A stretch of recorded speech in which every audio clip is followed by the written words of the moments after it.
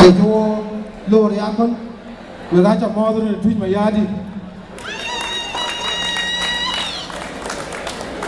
ya na chin kidi balwe la ko la chan wen kwa chi malwe wam thế cái đằng nào we chan ko be nyuot cái chen ke blui ke cái ke betui big lui cái ga ba cái chon bị quả này cái chon cái chen ke betui lui anh nhà của quét trong bảng quên quay ai chỗ là bên này bài bắt tweet cho là đó mình đi để cho unity đây là quy củ bài bắt tweet là nó chỉ khi ô yêu này cái chính cái tài lô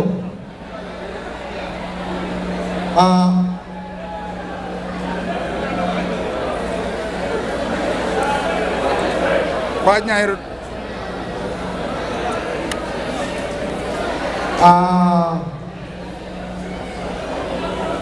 từ chiều bài yêu ngay kia đó bên cả luôn của yes tweet cho chắc quay mà nó có là chẳng có cái gì lead in 2 years cũng cứ liềm lên tweet chân rồi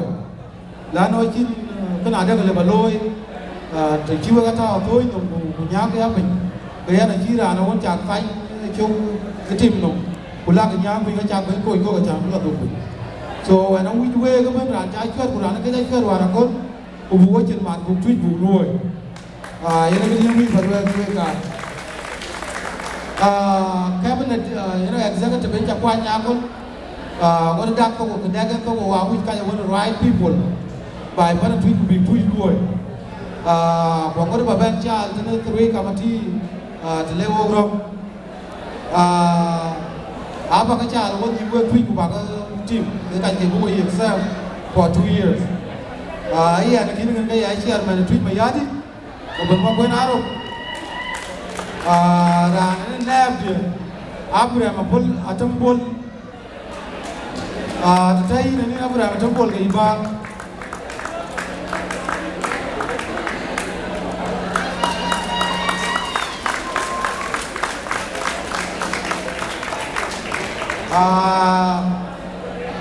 ra nên secretary general but tweet mà yadi cái kan lo ro ba cái lo ro ba cái thấy cái gì đâu cũng chẳng biết tweet vậy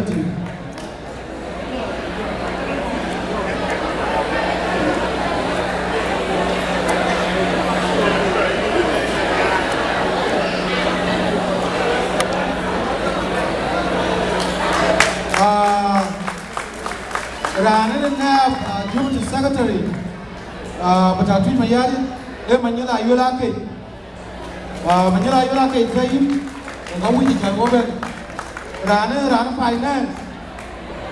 ASEAN cái gì cái tweet mà yadi ra nên information để đây có mong ngào quang ra nên Deputy de em mà tôi đi chọn đi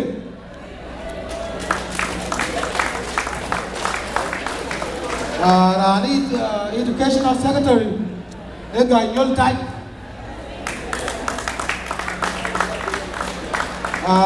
ra nên Health Secretary em vì nó mà chung cái cảnh trong cái nó một tí một cái cả đi làm có đuổi vào có bao nhiêu cancel as time come cái cảnh cái vui hiện sẽ for 2 years có người tweet của bên trái thuộc của nhà thì vui cái đòn cái này lò này là tweet. Shukran.